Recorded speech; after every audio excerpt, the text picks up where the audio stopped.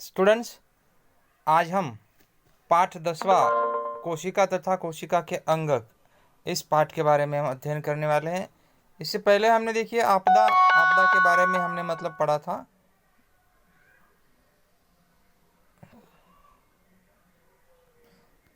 Sorry students, देखिए कि कोशिका तथा कोशिका अंगक में देखिए इससे पूर्व की कक्षाओं में आपने देखा कि कोशिका यह सजीवों की संरचनात्मक एवं क्रियात्मक इकाई है। देखिए इससे पहले यानी 7वीं में हमने पढ़ा था कि कोशिका यह सजीवों की संरचनात्मक एवं क्रियात्मक इकाई। कोशिका यानी हम जो बने हैं, मैं बना हूँ, आप बने हैं, या जितने भी सारे सजीव होते हैं वो सब क्या होते हैं पता है कि कोशिका से ही बने होते हैं। यानी कोशिका ये क्या है कि संरचना, मतलब जितने भी सारे मानव सजीव वगैरह जानवर सब बनते हैं उनकी संरचना और जो क्रियाएं चलती है वो केवल और केवल कोशिका की वजह से चलती है। ये तो 7वीं में हमने पढ़ा है। और विभिन्न अंगों में कार्य के अनुसार देखिए विभिन्न आकार एवं प्रकार की कोशिकाएं पाई जाती है। तो देखिए अंगों में कार्य के अनुसार, तो देखिए हर सब में कोशिकाएं समान नहीं होती है, तो जैसा उनका कार्य होता है तो उनके कार्य के हिसाब से क्या होता है कि सब में उसकी रचना, उसके प्रकार, अलग अलग भाग आपको देखने को मिल सकते हैं। ठीक है, तो ये कोशिका की रचना देखिए वहां पे दिया गया है कि वनस्पति और प्राणी कोशिका। ठीक है, तो इसको पहले तो नहीं, हम उसको बाद में देखते हैं, उसको बाद में बताता हूँ।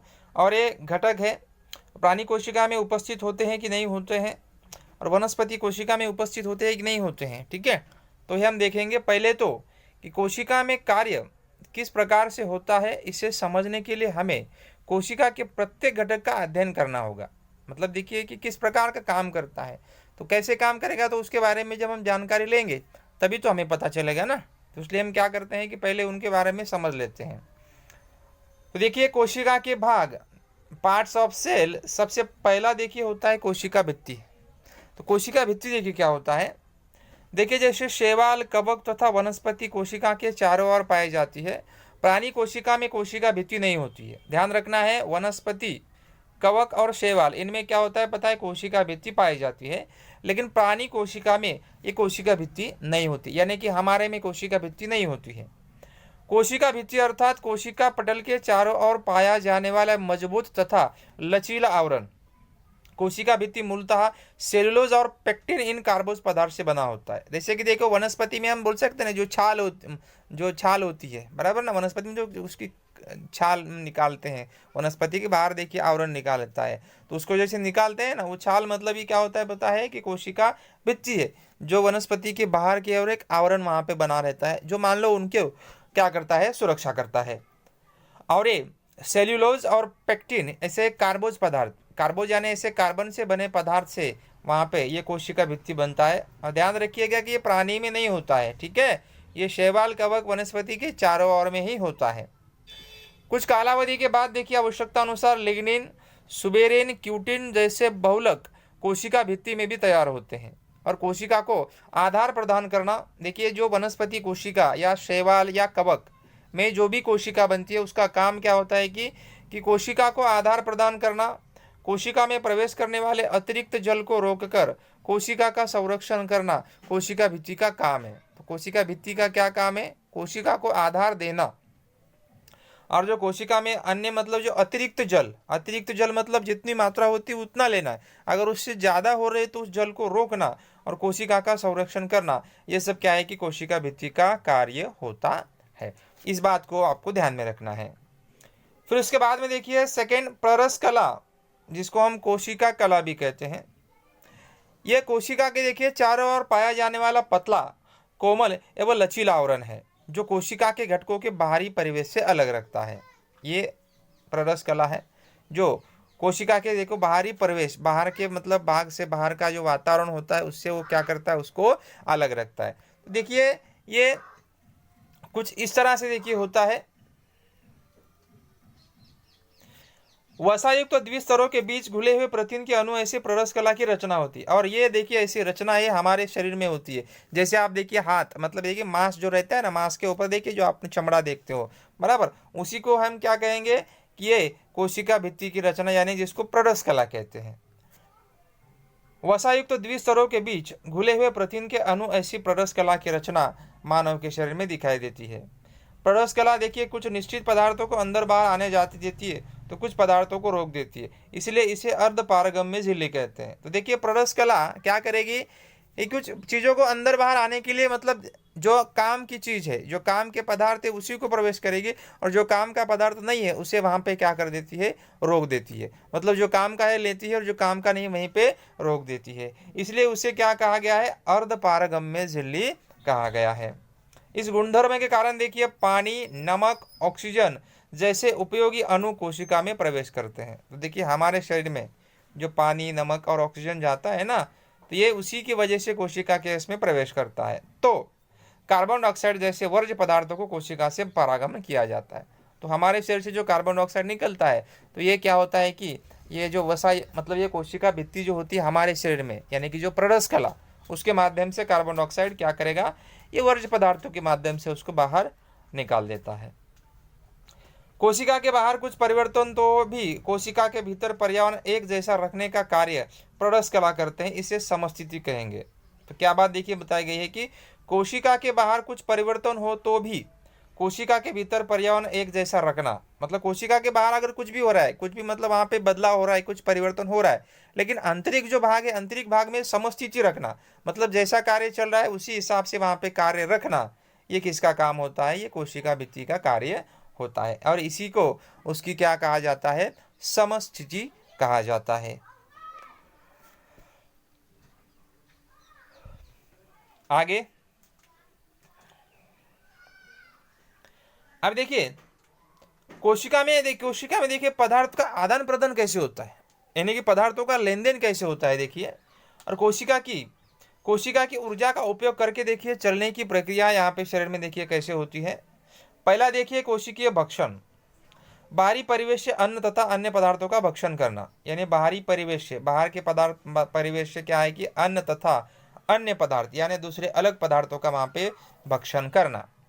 फिर दूसरा देखिए कोशिकीय उत्सर्जन, यह वर्ज्य पदार्थ तथा कोशिका को बाहर निष्कासित करने का काम करेगा। क्या करेगा, वर्ज्य पदार्थ कोशिका को बाहर निष्कासित करने का कार्य वहाँ पे किया जाता है। और कोशिका की ऊर्जा का उपयोग किए बिना चलने वाली देखिए प्रक्रिया क्या होती है, जिनको कोशिका की ऊर्जा का बिल्कुल आवश्यकता होता नहीं है, तो उनका काम देखिए कैसे चलता है। पहला देखिए विसरण क्या होता है, ऑक्सीजन और कार्बन डाइऑक्साइड जैसे छोटे अणु का कोशिका में प्रवेश होना यानी बाहर जाना। देखिए ऑक्सीजन का लेना और कार्बन डाइऑक्साइड का छोड़ देना, तो ये जो लेन देन है वहाँ पे मतलब ये छोटे अणु के माध्यम से कोशिका का कार्य चलेगा। सेकंड देखिए परासरण, पानी के देखिए अधिक अनुपात वाले भाग से पानी के कम वाले भाग की और अर्ध पारगम्य झिल्ली के होकर जाने वाले पानी प्रवाह को परासरण कहेंगे। क्या बताया देखिए कि अधिक अनुपात वाले भाग से पानी कम भाग वाले पानी की ओर यह अर्ध पारगम्य झिल्ली क्या होता है, वहाँ पे प्रवाह चलते रहता है, तो उसे हम कहेंगे परासरण। यह भौतिक क्रिया होकर तथा इसके होने की तीन भिन्न संभावनाएं हो सकती है। ये देखिए भौतिक प्रक्रियाएं हैं, तो ये तीन होने की संभावना हो सकती है। यानी देखिए अति परासरी, सम परासरी और अवपरासरी। तो ये अति परासरी, सम परासरी देखिए ये क्या होते हैं। सम परासरी मतलब देखिए ये द्रव कोशिका के परितः रहने वाले पानी का अनुपात कोशिका के भीतर के पानी के बराबर होता है, इसलिए पानी अंदर या बाहर नहीं जाता है।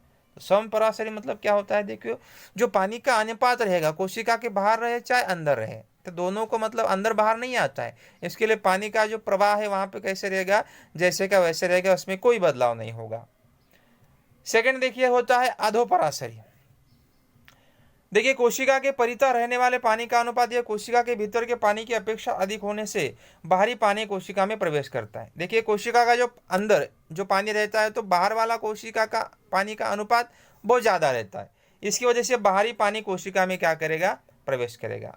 इसे अंत परासरण कहते हैं। उदाहरण के लिए जैसे सूखी हुई किशमिश पानी में रखने पर देखिए कुछ समय बाद वो फूल जाती है, यानी किशमिश के अंदर पानी का प्रवाह कम होता है, जो बाहर है तो फिर अंदर जाके वो क्या हो जाता है, फूलने लगता है। फिर उसके बाद में देखिए तीसरा है ऊर्ध्व परासरी द्रव्य। कोशिका के भीतर के पानी का अनुपात अधिक तथा कोशिका के परिथा माध्यम के पानी का अनुपात कम हो तो पानी कोशिका से बाहर निष्कासित कर सकते हैं। यानी देखिए अगर पानी का अनुपात अगर अधिक है, ठीक है, और कोशिका के परिधा के माध्यम का पानी का अनुपात कम हो, तो पानी कोशिका से क्या किया जाता है, बाहर निष्कासित कर दिया जाएगा। उदाहरण देखिए, फलों के टुकड़ों को शक्कर में पानी में डालने पर उन टुकड़ों का पानी शक्कर के द्रव से घुलकर थोड़ी देर बाद वो देखिए क्या हो जाते हैं, टुकड़े टुकड़े सिकुड़ जाते हैं। ठीक है। और ऊर्ध्वपराशरी द्रव में रखने से प्राणी कोशिका या वनस्पति कोशिका के भीतर का पानी बहिपरासन प्रक्रिया के कारण बाहर निकल जाता है और द्रव कोशिका द्रव सिकुड़ जाता है, और इस प्रक्रिया को देखिए जीव द्रव्य कुंचन कहा जाता है। तो इस तरह से देखिए यहाँ पे ये समपराशरी, अधोपराशरी और ऊर्ध्वपराशरी का कार्य वहाँ पे चलता रहता है। बाकी की जानकारी हम लोग अगले वीडियो में देखेंगे। स्टूडेंट्स, ये जो आपको दिखाई दे रहा है ये वनस्पति कोशिकाएं हैं। देखिए वनस्पति कोशिकाएं के कुछ अलग अलग घटकों के नाम दिए गए हैं। ये जो घटक आपको देखिए दिखाई दे रहा है ये तंतुकणिका है। ये दूसरा वाला जो छोटा वाला आवरण दिखाई दे रहा है वो कोशिका भित्ति का है। ये बाजू में जो बड़ा आकार दिखाई दे रहा है ये कोशिका कला है। ये बीच में जो केंद्र की तरह दिखाई दे रहा है ये केंद्रिका है। उसके बाजू में जो घटक है वो केंद्रक है। ये नीचे कोशिका द्रव्य के साथ में गोल्गिका है। ये जो खाली जगह पे खाली जगह दिख रही है वो बड़ी रिक्तिका है। ये हरित लवक है और ये अंतर्द्रव्य जालिका। तो देखिए इतने सारे जो घटक है आपको केवल और केवल वनस्पति में दिखाई देने लगेंगे। कुछ ऐसे घटक होते हैं जो वनस्पति में होते हैं तो प्राणी में नहीं होते हैं, जो प्राणी में होते हैं वनस्पति में नहीं होते हैं। हम एक हाथ बोल सकते हैं कि ये जो तंतु कणिका वाला जो घटक है वो में भी मतलब दोनों में कॉमन होता है, जो वनस्पति कोशिका में भी होता है और प्राणी कोशिका में। ये तंतु कणिका का काम होता है, ध्यान रखिएगा, कि ऊर्जा का निर्माण करना, जिसे बोलते हैं ना वेयर हाउस ऑफ एनर्जी, यानी ऊर्जा का भंडार, जिसमें वनस्पति में और प्राणी में जो भी ऊर्जा निर्माण होती है ना, तो इस तंतुकणिका कोशिका के घटक के अंदर उसको संग्रहित करके रखा जाता है। और फिर ये केंद्रिका और केंद्रक भी आपको वहाँ पे देखने को मिल सकते हैं।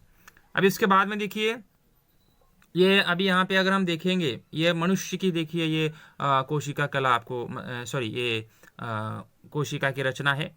इसमें देखिए तंतुकणिका आपको देखने को मिलेगा, ये केंद्रिका है, केंद्रक है, ये कोशिका कला है, ये रिक्तिका है, फिर ये गोल्गिका है और ये अंतर्द्रव्य जालिका और रिक्तिका।